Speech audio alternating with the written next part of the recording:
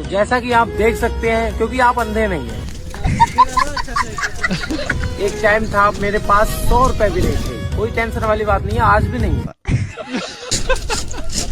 और मैं एक लग्जरी कार खरीदने वाला हूँ। मुझे कोई बता सकता है कि इतने पैसे कहाँ से लाऊं? ज्यादा फोन चलाने से आंखें खराब होती हैं, इसलिए मैं सिर्फ एक फोन चलाता हूँ।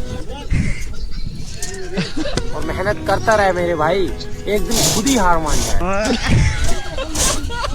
और मुझ पे भरोसा करके मुझे फॉलो करो, एक दिन तुम्हारी आंखें बंद हो जाए।